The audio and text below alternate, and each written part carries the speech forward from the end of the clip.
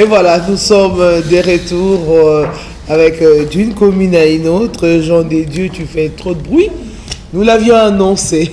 Notre invité est déjà là.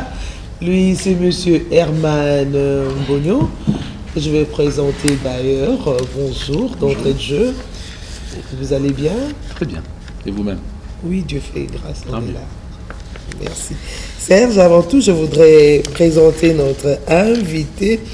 Profil et parcours très élogieux, mais retenez qu'il est diplômé de l'École supérieure d'assurance de Paris, diplômé en droit privé de l'Université de Lille 2, diplômé de l'Institut d'études politiques de Paris. Il a été en 2008-2009 DG de la SONAS et il est actuellement président de la Fédération du rugby congolais. Mais il est aussi le président de l'association des anciens de Saint-Théophile. Allez-y comprendre que je ne saurais pas tout terminer, tellement que c'est long. Je n'ai pris que l'essentiel pour moi. Monsieur Herman Mbonyo, avec vous, c'est avec vous que nous allons nous entretenir. Mais avant tout, Serge, on va continuer avec notre conducteur, les réalisateurs. Monsieur Patrick Kachala. On continue d'abord avec notre conducteur. Et puis on va revenir avec notre invité. On peut annoncer le thème. Avec lui, nous parlons de quel avenir pour la ville-province de Kinshasa. Exactement. Kinshasa. Connaître Kinshasa, il faut être un vrai Kinois. Exactement. Et j'ose confirmer qu'il est réellement Kinois, natif de Kinshasa. Sur ces, monsieur Herman Mbonyo, nous allons d'abord suivre cette interview réalisée dans la commune de Selembao par Paulette Atoum et on va revenir. Patrick Kachala, est-ce qu'on peut avoir cette interview?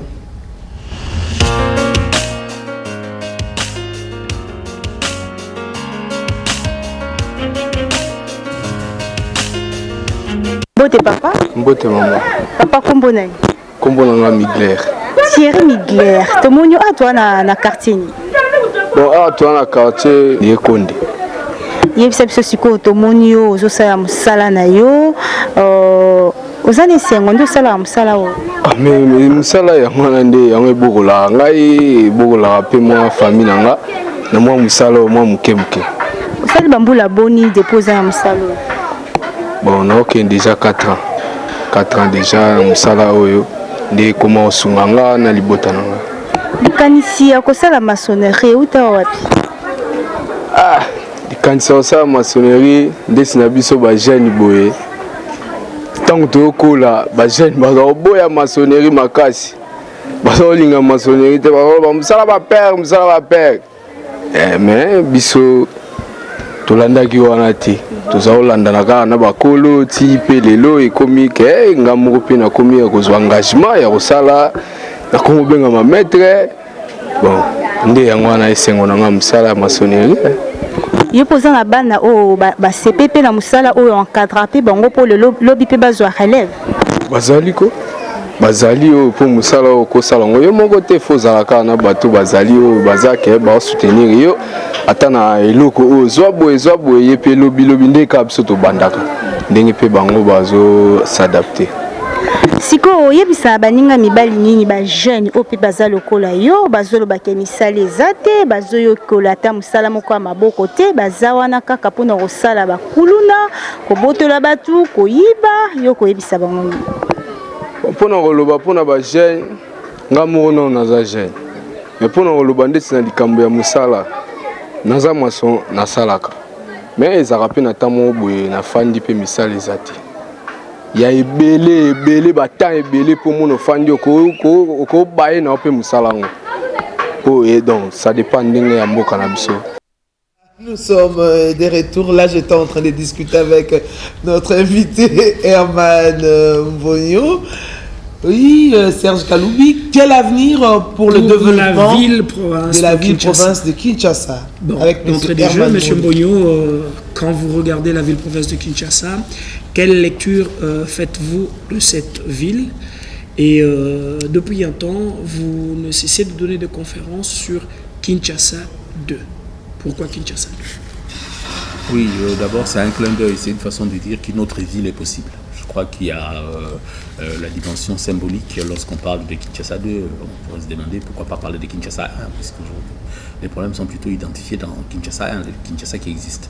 Mais je pense qu'il faut redonner une perspective à la population quinoise, donner la possibilité à Kinshasa de corriger certaines erreurs. Et nous savons que beaucoup d'erreurs ne pourront être corrigées que si on redessine la ville. Il faut revoir son plan d'occupation de sol. Je viens de voir un excellent document là, sur la commune de Selembao par exemple. C'est un jeune homme qui vous dit il est devenu maçon parce que avant on disait les Anisala à papa, et puis aujourd'hui les jeunes deviennent maçons. Ça veut donc dire qu'il y a un problème de l'emploi, il y a un problème de jeunes qui doivent s'adapter à des réalités nouvelles, qui doivent peut-être embrasser des métiers qu'ils n'avaient pas avant. Il faut les inciter. Ça veut aussi dire qu'il y a peut-être des entreprises qui ne savent pas que Selembao existe alors qu'ils sont à Kinshasa. Il faut peut-être aussi là délocaliser, apporter un surcroît d'humanisme, je crois, dans nos communes et régler les problèmes qui existent. Alors une des solutions, c'est Kinshasa, mais ce n'est pas la seule solution. Nous venons là de suivre ensemble un élément sur la commune de Selembao. Alors étant un vrai Quinois, vous avez eu aussi l'opportunité de pouvoir aller à Selembao, descendre sur terrain. Selembao est buté à plusieurs problèmes. Entre autres, il n'y a pas d'eau, il n'y a pas d'électricité. Mais le grand problème de Selembao, c'est cette tête d'érosion qui pose problème dans cette commune. Comment y faire pour y remédier? Je voudrais faire un petit retour en arrière. J'ai été candidat député national et je crois que de presque tous les députés de Kinshasa, j'ai été l'un des rares à avoir utilisé l'espace que nous offrait cette campagne pour mettre en exergue ces problèmes d'érosion en me mettant moi-même en scène devant des têtes d'érosion. C'était mon affiche principale. Je l'avais fait à dessein parce que je voulais vraiment attirer l'attention sur ces problèmes-là. Et je crois que la commune de Selembao, vous avez évoqué de graves problèmes d'eau, d'électricité. Je ne serais pas aussi catégorique que vous. Il y a aussi des endroits à Selembao où on a de l'eau et de l'électricité. Oui, comme à la cité verte d'ailleurs. Voilà, je ne voudrais pas être caricatural et dire que tout est mal. Mais simplement, je pense effectivement que c'est une angoisse pour la population de Selembao de se réveiller le matin en se disant peut-être que demain ma maison va s'écrouler parce qu'à l'allure où vont les têtes d'érosion, mais nous savons que techniquement, on peut résoudre ces problèmes. Par contre, ça demande de gros moyens. Donc ça rejoint un autre problème que nous évoquons dans notre programme. Une ville pauvre ne peut résoudre aucun problème. Donc finalement, commencer par le commencement, c'est faire en sorte que cette ville redevienne forte, que cette ville ait des moyens financiers pour répondre à des préoccupations de notre population qui sont des préoccupations presque toutes urgentes. Donc je n'ai pas envie d'avoir une vision sectorielle tellement parce que la ville doit se concevoir globalement. Et je pense que, je vais d'ailleurs paraphraser nos amis altermondialistes et d'attaque qui disent on peut voir local, mais il faut penser global. Si on ne pense pas global, on fait des choses par à coup et à la sortie, on n'a pas un résultat cohérent. Donc Selembao a beaucoup de problèmes. Selembao n'a pas d'équipement sportif. Je n'oublie pas d'où je viens et c'est important aussi de temps en temps de se souvenir que si on ne fait rien pour la jeunesse, on ne fait rien du tout pour ces pays et encore moins pour la ville. Donc voilà, il y a beaucoup de problèmes. Il faut y aller progressivement et de façon raisonnable sans démagogie. Selembao a beaucoup de soucis, mais je pense effectivement que les têtes d'érosion restent une des préoccupations majeures et il faudra y remédier avec des gros moyens parce que là il s'agit de bétonner, de diguer, de refaire des équipements de voirie. Enfin, ça ne se règle pas par un coup de bâton magique. Exactement. Herman Mbonyo, Kinshasa, 6 communes envahies par des jeunes. Ben, hier, quand vous grandissiez à Kinshasa, à Matete, dans d'autres communes, vous avez bénéficié de centres d'encadrement, de salles de lecture et consorts. Au jour d'aujourd'hui, quand Herman Mbonyo regarde Kinshasa, il s'est dit qu'est-ce qu'il peut faire pour que les jeunes Congolais, les élèves, les étudiants puissent se retrouver tout en étant à Kinshasa. Vous savez, je vais encore revenir sur la campagne électorale. J'ai eu à me battre avec d'autres évidemment pour qu'à Lemba par exemple, ce qu'on appelle l'alliance franco-congolaise soit réunie aux jeunes. Cette alliance était fermée parce qu'il y a eu quelques prédateurs qui ont ont fini par prétendre que ça leur appartenait. Et ça a fait partie de mes combats, et je crois couronné par un succès, parce que j'ai redonné aux jeunes de l'EMBA les clés de cette alliance. Ça n'a pas été une mince affaire, mais c'est pour dire que nous sommes de cette génération finalement gâtée, où nous avons grandi dans cette culture de foyer. Nous, on appelait ça foyer, on allait voir des pièces de théâtre. Moi, j'ai vu du Shakespeare pour la première fois de ma vie au foyer social de Matete. J'ai eu la chance de pratiquer du sport dans ce même endroit qui était un endroit municipal. Mais aujourd'hui, vous allez comprendre que c'est devenu plus ou moins un pseudo-hôtel, restaurant, je ne sais pas quoi, qu'est-ce qui s'y passe réellement, centre de formation, mais on ne sait pas bien qui. Bref, nous sommes là dans le désordre presque organisé et que nous retrouvons dans toutes les communes. Lorsqu'on n'a pas spolié purement et simplement ces endroits-là, donc il faut d'abord un cadre.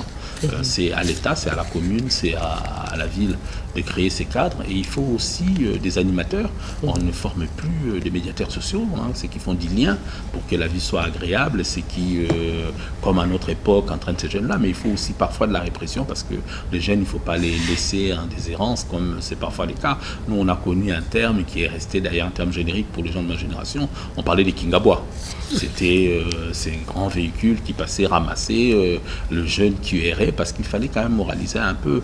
Et c'est vrai qu'on a eu cette chance de vivre à une époque où il n'y avait pas de phénomènes Oudiana et compagnie parce que la population était encadrée. Aujourd'hui, chacun se débrouille comme il peut. Monsieur Herman Mbonyo, avec vous, nous sommes en train de parler d'un sujet très important.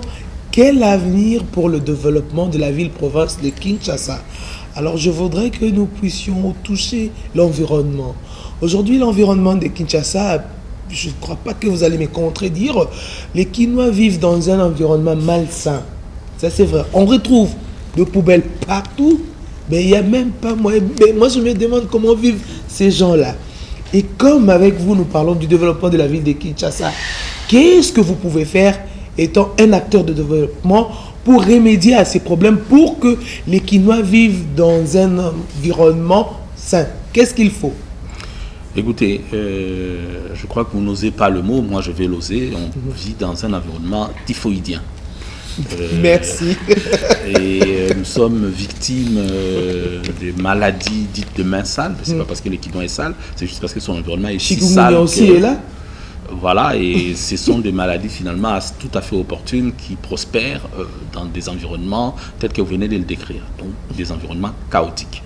C'est pas digne de Kinshasa. Nous avons connu Kinshasa, Poto-Mouindo, nous avons connu Kinshasa la Belle, nous avons connu cette ville qui nous offrait cette fierté d'être Quinois. Et on arborait cette qualité de Quinois avec beaucoup de fierté. Aujourd'hui, regardez, presque toute la ville ressemble à ça.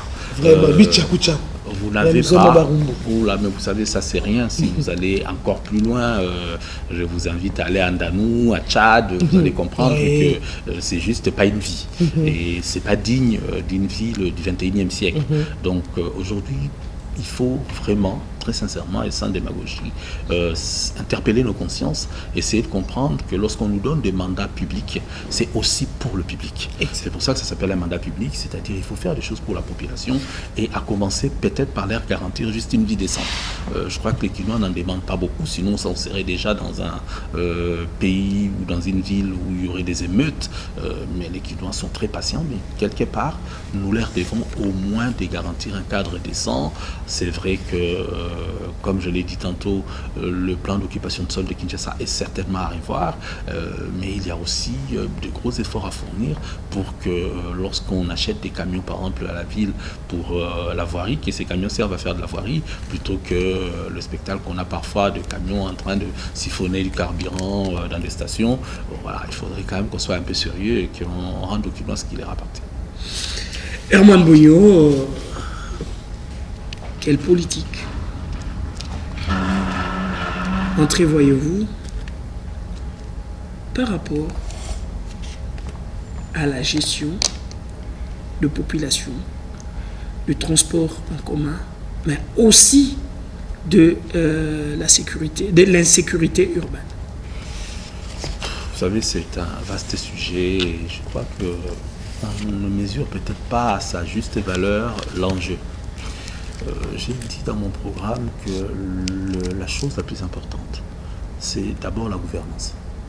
sans une gouvernance éthique, vous ne faites rien d'autre. Et tout part de la gouvernance. C'est-à-dire qu'il faudrait que la ville, je vais utiliser un mot peut-être un peu savant, mais je vais l'expliquer, il faudrait que la ville soit rédévable. On parle de rédévabilité. C'est quoi la rédévabilité? C'est une ville qui, quelque part, a la possibilité d'agir efficacement, de mesurer ses actions, d'en corriger l'impact et de faire en sorte que tout ça soit contrôlable. En réalité, aujourd'hui, c'est le népotisme, c'est le favoritisme, c'est presque la tolérance, même là où il faudrait un peu d'exigence. On fait tout comme s'il n'y avait plus d'autorité pour contrôler. Alors, c'est vrai que la ville est grande. Il ne faut jamais oublier que Kinshasa, à l'échelle des nations, c'est quand même le 167e pays des grands pays.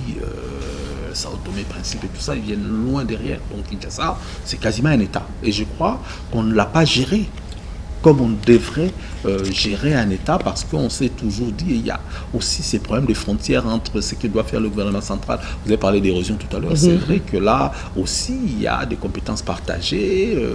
C'est le ministère des Affaires foncières nationales qui délivre des certificats d'enregistrement, mais c'est quand même la ville qui assume après lorsqu'on a donné un certificat d'enregistrement à une personne dans une zone où on ne devrait pas construire. Parce que aussi, il y a des raisons. Lorsque vous êtes vous-même installé sur les lits d'une rivière, il ne faut pas vous prendre ensuite de ne pas pouvoir profiter des équipements de voirie parce qu'on ne va pas venir vous mettre des caniveaux dans la rivière. Donc voilà, il y a tout un tas de problèmes aussi. Il ne faut pas déresponsabiliser la population et dire qu'elle a raison. C'est toujours les autorités urbaines qui ont tort. Je crois que les responsabilités sont partagées, mais l'idée globalement, c'est d'abord de remettre la bonne gouvernance au centre de l'action politique. C'est à partir du moment où on aura de la bonne gouvernance, qu'on aura cette exigence de rédévabilité, que tout le reste pourra suivre. C'est-à-dire, même s'il y a beaucoup de problèmes, mais si on devrait les hiérarchiser, je dirais, la première chose, c'est d'abord de la bonne gouvernance. C'est-à-dire, un franc qui rentre dans la ville, c'est un franc qui doit servir sérieusement, efficacement à ce à quoi il est prévu pour éviter justement tous ces problèmes que nous avons où la ville est impuissante parce qu'elle utilise mal ses moyens. Monsieur Herman Bouillon, quel profil pour le nouveau gouverneur? Mais je voudrais, avant d'en parler, Serge, j'ai le conducteur avec moi. Patrick Assalaïtien. Est-ce qu'on peut avoir l'interview de Mamie Clarisse dans la commune de Barumbo, Patrick? Ben voilà, on va retrouver Mamie plus tard. Merci. Attends, avant de parler de profil, je voudrais bien, Monsieur Mbonyo, Herman, Kinshasa, sur 100 Quinois, 98 Quinois souffrent d'une maladie que tous maîtrisons bien. Le paludisme, la malaria, chikungunya. Oui, ça c'est une variante nouvelle. On peut pas. Quelle politique pour éradiquer cette maladie-là dans la ville, province de Kinshasa, pour donner aux Quinois et aux Quinoises l'occasion de ne plus parler du paludisme? Bon, ne plus en parler, ce serait peut-être un peu utopique, mais néanmoins, en parler avec sérénité et faire en sorte que cet ennemi numéro 1 du Congolais soit éradiqué. Vous savez, je ne vous apprends rien puisque vous êtes des grands journalistes et votre culture vous a certainement déjà enseigné que l'Europe a souffert aussi du paludisme il y a très longtemps. C'était des zones marécageuses du 17e, 16e siècle. Et ces continents a presque éradiqué totalement le paludisme au point qu'aujourd'hui, vous n'avez quasiment plus personne qui souffre de cette maladie en Europe, en tout cas de façon endémique. Et il a fallu des moyens militaires. On a asséché des marais entiers avec des moyens, comme j'ai dit, avec l'armée.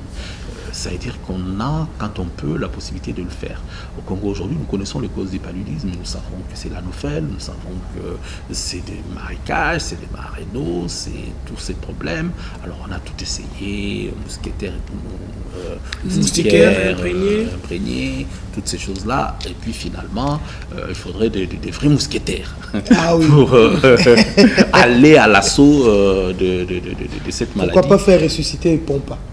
Voilà, par exemple, nous sommes de cette génération Epompa et nous avons connu une ville assainie où effectivement on se battait contre cet anophèle parce que l'anophèle est quand même responsable de beaucoup de maladies. Donc je crois que comme la ville a déjà eu à le faire, c'était la société Comempex qui s'occupait des pompas. Et nous, on adorait les pompas parce que ça nous donnait l'occasion de nous faufiler derrière la fumée. C'était notre petit jeu. On attendait les pompas avec impatience. Mais aussi, ça permettait à la ville de lutter efficacement contre la malaria. Mais très concrètement, nous proposons dans notre programme Kinshasa 20.0 de faire en sorte que dans chaque commune, il y a un centre anti-malaria. Parce que ce qui est important avec le paludisme, c'est d'abord de pouvoir dépister de façon précoce. Vous savez, le paludisme est progressif. C'est pour ça qu'on nous parle de 1+, 2+. Moi, je ne suis pas médecin, donc je ne vais pas rentrer dans les détails, mais il vaut mieux s'attaquer au paludisme au tout début, parce que là, le traitement est moins lourd, moins coûteux. Et voilà, tout ça fait que je pense que ce qui est important, c'est qu'on n'attende pas d'être malade. Parce que quand on est déjà malade, c'est très compliqué et ça a beaucoup d'effets, ne serait-ce qu'économiques sur la société. Vous savez, tous tels que nous sommes là, avant la fin de cette année, nous allons peut-être faire 2 ou 3 crises de malaria. Ça, c'est l'assureur qui vous parle. Si on fait 2 ou 3 crises de malaria, ça veut donc dire que nous allons coûter à la société de l'argent, parce que pendant ces 4-5 jours où nous sommes absents de notre travail, c'est de la productivité en moins. À l'échelle de la nation, c'est énorme, mais c'est aussi un décès toutes les 30 minutes au Congo à cause de cette maladie. Donc ce n'est pas une mince affaire. L'État, et là je parle bien de conjuguer les efforts entre le gouvernement central et le gouvernement provincial, il faut vraiment que ce soit une cause commune et qu'on mette en place une stratégie de lutte efficiente. S'il faut même utiliser, comme je l'ai dit, des moyens militaires, parce qu'il faut éradiquer le source du paludisme. Et puis il faut éduquer, parce que malheureusement, nous entretenons nous-mêmes un milieu, comme vous l'avez dit tout à l'heure, qu'il faut y dire, qui crée tous ces contextes pour que cette anophèle s'épanouisse et finalement nous détruise la vie. Et elle nous a suffisamment détruit. Je crois qu'il est temps qu'on déclare la guerre à l'anophèle. Alors, revenons à ma question, Serge. Quel profil j'aimerais bien que nous puissions l'avoir légèrement vers la fin de notre entretien. Papa, il nous reste encore... Il y a encore quelques minutes où on peut pomper de la matière. J'avais une autre question. Attends, garde un peu ta question. Après tout, je suis une femme, tata. Et moi, demain, c'est Cécile. Je ne veux pas arbitrer. C'est querelle journalistique. Attendez d'abord, s'il te plaît, vas-y. Garde ta question. Je tombe. Monsieur Herman Bogno. D'ici là, ce sera les élections. Alors, dites-nous, en homme et conscience, quel profil pour le nouveau gouverneur? Non, je pense que ce n'est pas à moi de dresser le profil, parce que je suis concurrent et je ne voudrais pas donner à mes collègues le sentiment que je suis le plus beau et le meilleur. Ça ne serait pas correct. Mais je pense quand même qu'on sait les défis que la ville a à relever. Si vous n'avez pas une expérience de gestion évidente, vous n'allez pas pouvoir gérer la ville. Si vous n'avez pas, je dirais, des références au niveau international pour essayer de savoir à quoi va ressembler Kinshasa, parce que quelque part on a toujours des modèles, donc il faut ces références-là pour pouvoir aller d'un modèle A vers un modèle B. Il ne faut pas inventer le fil à couper le beurre ou l'eau chaude. Donc quelque part, il faut quand même une personne qui ait des compétences techniques avérées, qui soit un vrai manager, qui ait une expérience avérée de gestion, qui soit aussi un esprit ouvert, parce que la ville de Kinshasa, ce n'est pas que les érosions, c'est aussi de la culture, c'est aussi une ville qui doit retentir de toute sa richesse. On a parlé par exemple du Silicon Valley africain, parce que c'est aussi de la recherche scientifique, c'est aussi beaucoup de cerveau à Kinshasa. Moi, je suis issu de Saint-Théophile, vous savez que c'est l'école qui détient les records du trophée génie en herbe jusqu'à aujourd'hui. Et voilà, on est quand même fiers de toutes ces réalisations-là et on a envie que Kinshasa soit à nouveau cette ville qui fait rêver, cette ville où il y a des intellectuels, cette ville où les mamans maraîchères seront valorisées, cette ville où le transport sera réellement multimodal, cette ville où on ne va pas se plaindre des calames, mais où on va considérer que c'est une chance et un atout parce qu'on va pouvoir l'utiliser comme voie navigable, cette ville où on va booster l'agriculture des proximité, cette ville où on va booster les petites industries quinoises, cette ville où on va avoir une culture sportive, où nos jeunes vont se distinguer dans des compétitions sportives parce que la ville aura offert un cadre qui leur permet de s'épanouir et de développer leurs talents. Voilà, donc Kinshasa, c'est beaucoup de choses. Mais voilà, excusez-moi, je vais tout à fait polémique, mais je suis quand même un peu triste. On nous a dit que vous ne parlez pas beaucoup. Non, je n'aime pas. D'abord parce que c'est mon éducation. Vous savez, moi, je suis un fruit des jésuites. J'ai commencé mes études à Toumba, Kunda Diazaï, du côté des Kimpé. Là-bas, on a appris l'ardeur et la sagesse. Donc, je ne vais pas faire de polémique, mais juste, je trouve un peu dommage, et ça, c'est à vous que je le reproche. C'est pour ça que je fais un peu de polémique avec vous. Vous êtes journaliste d'investigation, vous êtes des grands journalistes. Vous n'avez même pas cherché à organiser un débat autour de Kinshasa. Nous sommes la veille, là c'est déjà la campagne officielle. Dans 4 jours, la ville va se doter d'un nouveau gouverneur. Il n'y a pas eu de débat public. On n'a pas parlé programme. On n'a pas confronté les candidats pour que chacun, avec ses tripes, nous dise finalement qu'est-ce qu'il veut pour la ville. Ça, je trouve ça dramatique. Ce n'est pas normal. Une démocratie sans débat n'est plus une démocratie. La démocratie, c'est d'abord le débat contradictoire. Comment vous avez fait pour qu'on arrive à 4 jours? J'espère qu'il n'est pas trop tard. Maman, je crois que vous allez vraiment faire cet effort-là. Réinvitez-nous. C'est facile de faire des monologues. C'est facile d'arriver ici et de dire moi je. Mais invitez-nous tous et ouvrez les téléphones. Laissez les auditeurs, les téléspectateurs nous questionner. Et là, on verra qui porte réellement un projet pour la ville ou non. Ça n'a pas été fait. Et c'était ma petite note polémique, mais je m'arrête là. Herman Mbonyo, pourquoi Kinshasa 20.0? Et après, nous allons aborder un sujet qui fâche, mais qui met en même temps à l'aise. Je vois de quoi il s'agit. Kinshasa 20.0, c'est un clin d'œil. Un clin d'œil un peu, je ne sais pas si vous avez vu il y a très longtemps un film qui s'appelait Total Recall. C'est quelqu'un qui est réinitialisé, qui finalement commence à fonctionner comme un robot, répare de zéro, et tu as tous les souvenirs qui remontent et qui essaye de reconstruire, de redonner du sens à sa vie. Mais Kinshasa est dans la même situation. C'est un grand malade, un grand sinistré qui a besoin de redonner du sens à sa vie. Alors pour redonner du sens, quand on est malade, on va voir un médecin, il vous fait une ordonnance, il vous dit voilà, vous allez faire ça. Ben, c'est un peu la cure, quoi. On identifie 20 points pour redonner du sens à la vie à Kinshasa. Il faut créer des nouvelles entreprises parce qu'il faut créer de l'emploi, il faut redéfinir le cadre fiscal de Kinshasa, réformer la DGRK qui en est le bras séculier, il faut revoir des problèmes par exemple de la pratique du sport. Vous avez des communes, par exemple, vous prenez la commune d'Engaba, il n'y a pas de stade. Je ne sais pas si vous voyez ce que ça veut dire pour un jeune qui est né à Ngaba, qui va grandir à Ngaba, qui n'a pas de stade de foot. Donc jamais il n'aura l'occasion. Même Bumbu? Oui. Non, le problème est grave. C'est-à-dire qu'un jeune de Bumbu, normalement, il ne faut pas vous étonner s'il ne sait pas shooter un ballon. Parce qu'il joue derrière une station-service où on a laissé un peu d'espace. Et à chaque fois qu'il tire dans ses ballons, il s'est dit attention, je ne vais pas casser les vitres de magasins ou de voitures qu'il y a là. Donc il se programme pour shooter juste à proximité. Et à la fin, ça ne fait pas des meilleurs footballeurs. Mais ça, c'est une anecdote. C'est juste pour vous dire qu'il y a tellement de choses à faire. Et on a besoin réellement d'un programme ambitieux. 20.0, c'est 20 points clairement identifiés qui permettent à la ville de redevenir ce qu'elle doit être, c'est-à-dire redevable, efficace. Et on Je parlais d'une ville sûre, forte et solidaire. On pourra avoir Kinshasa 2.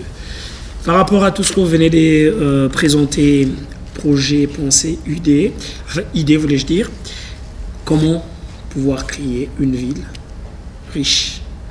Comment créer de la richesse à Kinshasa?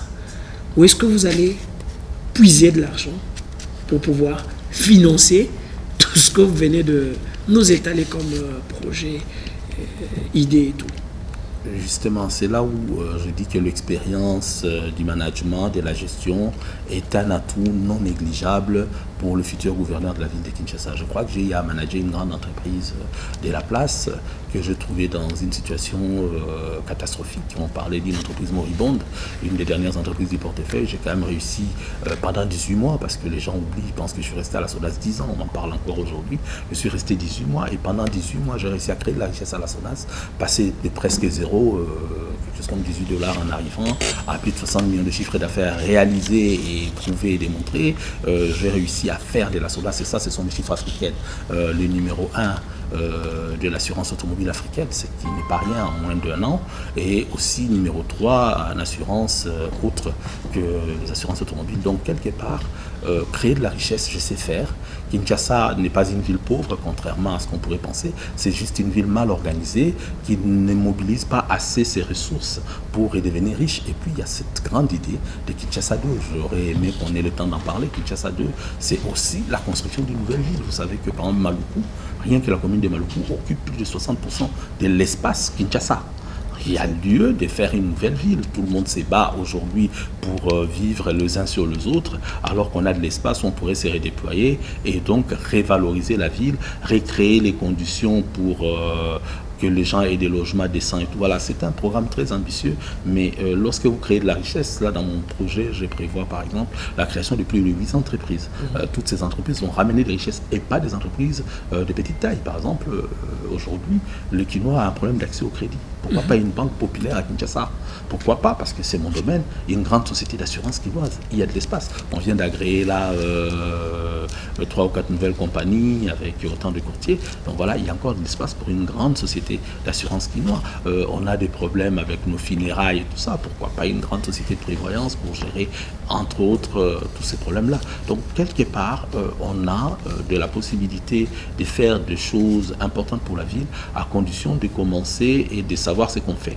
Et je crois que la vraie difficulté, c'est pas tellement de ressources, c'est juste les compétences pour mobiliser ces ressources-là. Monsieur Herman, avant de conclure avec vous, vous avez vécu à Matete et vous avez étudié à Lemba, Saint-Théophile. Je voudrais parler de ces deux communes, Matete et Lemba. Aujourd'hui, quand vous regardez Lemba, hier, Lemba, la commune des Intello, hier, Matete, la commune de Batomakasi, qu'est-ce que vous pouvez dire aujourd'hui de Lemba, qui hier était la commune des Intello? Qu'est-ce que vous pouvez aujourd'hui dire de Matete, hier qui était la commune de Batomakasi? Oui, voilà, c'est justement ces genres de caricatures qui font que Kinshasa n'avance pas. Lemba, la commune des Intello, je crois que j'en suis un, et pourtant je ne suis pas de Lemba. Et je crois qu'il y a eu des gens comme le maître Baudry, qui étaient des Lemba, qui étaient aussi des Batomakasi à notre époque, et pourtant ils étaient des Lemba. Donc, quelque part, arrêtons avec la caricature. Lemba avait cette vocation parce que c'est la commune qui héberge l'Unikin. Donc, c'est normal qu'on lui colle un peu cette étiquette de commune éclairée. Lemba est toujours une commune éclairée. C'est vrai qu'avec moins de problèmes d'urbanisme, ça irait mieux. Avec moins de problèmes de Koulouna, ça irait mieux. Mais Lemba restait Lemba et à nous de redonner à Lemba ses habits de noblesse. En ce qui concerne Matete, voilà, je vais faire un plaidoyer quand même pour ma commune de naissance. Je trouve que c'est vraiment dommage qu'on ait collé cette étiquette à Matete parce que Matete, en fait, c'est un peu tout. Matete, il y a des intellos, Matete, il y a des mamans commerçantes, Matete, il y a des sportifs qu'on confond parfois avec les Batomakasi. C'est pas parce qu'on pratique du sport et qu'on a développé une musculature qu'on devient un voyou, parce que derrière Batomakasi, il y a aussi l'idée qu'il y a de la délinquance. Donc voilà, il faut refaire justice à toutes ces communes-là. Il n'y a pas que Lemba et Matete, il y a toutes les autres communes. J'évite aujourd'hui d'être centré sur ces deux communes de cœur, parce que Matete, Lemba, ce sont des communes qui m'ont fait grandir, m'ont vu grandir, mais je vois aussi toutes les autres communes qui ont des problèmes sérieux, et il faut quand même qu'on essaye de tout faire pour que Kinshasa redonne envie, que Kinshasa redevienne une ville vivable. Herman Boyo, tobeti nao lisolo tozana Kinshasa, ozali mwana ya Kisasa, Kinois. Maema so touti kosola awa. Oyo lobeli biso lolenge ya koluka mosolo po ya kotonga Kinshasa. Kinshasa ya mibalo ozali kolota, lolenge kani ya kobimisa malaria, maladie ike. Il y a un environnement malsain. Kolongola bosoto ba fulu nyonso to komona. Mais tala ba Kinois na ba Kinoise. Lobela bango mambo nyonso na lingala, mais na sima ozongi du quelques minutes de charme pour na yabaye banso yo bako kopesa lokasa pour na numéro 6. Oui, alors la lingala elo na olobezali que biso ba oyo lelo toza na bata génération na ngai tozwaki moi chance ya oyeba Kinshasa oyo ezalaki ko fonctionner. Elo ko eza moi souci lelo c'est que toza na posa totiki la bana na biso ville oyo ekozala pe lokola oyo biso toyebaki, c'est-à-dire une ville efficace qui fonctionne avec équipements sociaux de base, une ville où il fait bon vivre, une ville où ils ont permettre yo ba marambo belé toyebaki ba parana so ba yebaki ba carte de endroit bu belé zala na Kinshasa ba ndeko fonctionner ba pompa ba kingapoa ba système ba mangwele ba fond d'avance hein, Onel. Donc les lots tout ça là, tout créer Kinshasa, ils ont et les Kakutouana parce que dans vivre car on a passé à Kinshasa, mais tout projeter Kinshasa vers son avenir et à la ville comme des villes comme Lagos, les villes là, Kigali, par exemple, comparé à Kinshasa, c'était impensable. Donc tout ça là, Kinshasa, Potomoindo, Kinshasa, donc ils ont vraiment Kinshasa, Ndengue, Bissonne, Sotozana, Posa, et Zala, Kinshasa, Obalorota, Foulou, Kinshasa, Obaboaka, Foulouté, tout long, là, place, nous sommes bazo vivre le coloba, Foulou, bon, ça les a ébélés, mais je pense que les Osenga, Moutou, assis à Salimouandambo, assis à Lakisio, à Yebi, Kosala. Je crois que, bon, Moutou, soit ça la unanimité, mais, na moi, bateau, baza, honnête, bah, Yebi, on a si na Sali, na monde diaspora. Dans le monde d'entreprise, dans l'ingé juste là même ma compétence voilà dans niveau de la ville et je pense qu'aujourd'hui nous avons la capacité à ressortir yango avec responsabilité parce que naebi que eza mokumba munene. En ce qui concerne bandeko ou baza ba électeurs parce que encore une fois campagne eza particulier parce que on s'adresse aux grands électeurs. Bato yo bisoto ponaki po bango ba koka kopona.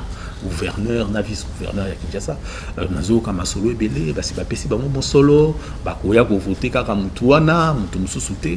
Moi je crois pas na maramio soana. Je suis peut-être naïf mais je pense qu'au fond de mutu te tant que penza aux preuves ya oyo bazolo baté. Nga elo on a yebi o ezasure. Na pesi mutu mo te mo solo. Donc na ko kende na élection, so you na zu 0 voix. Nous comprendre donc effectivement la salle qui peut-être erreur n'engue n'a pas ça qui m'a peut-être que le projet n'a pas été ça qui va tout j'en tirerai les conséquences mais quelque part je trouve quand même qu'il faut faire confiance il faut pas qu'on juge pas tout comme ça a priori bah ça va papa bah maman mikolo bah ebilo bah tout ça là ville où les océans quand même moins changement ça fait bah année et belé nous ça va se plaindre que ville les eaux fonctionner mal alors bah pessi bango occasion va changer, je crois que va ressaisir l'occasion pour changer réellement ma cambu, pas pesaper ba tout souci à sika chance, pas ça là eloko ya sika parce que que belé, ça peut-être que linga kaka pas conserver une façon ya rosala ya kala parce que belé pe ba ebani. Nous avons 150 candidatures, nous avons 9. La ratia 9 fois, je crois que Bandeko, Bazan a charge de voter, Moko na biso et Bazan a élément pour nous juger biso. Merci beaucoup, Monsieur Herman Bogno. C'était un plaisir d'échanger avec vous. Nous allons prendre quelques naissances. Monsieur Herman Bogno, c'était un plaisir de vous avoir aujourd'hui dans le cadre de notre émission d'une commune à une autre. Et surtout, bonne chance. Merci infiniment. Plein succès à vous. Vous êtes grand électeur et vous êtes acteur du changement. Opérez le changement aujourd'hui. Merci à Patrick Kachala, Amouré Landou, Redempoi, Terence Ngoma, Yannick Yangumba, Delor Ndombe, Marc Boula, voilà, Grand Médard Boukangalonzo, Janon Nenzaou. Oui. Et Papado. Merci à vous tous, c'était un plaisir. Alors, bon week-end. Vous dire au revoir, bon succès. Merci infiniment. Et que le 6 puisse l'emporter. Voilà. C'est le seul candidat.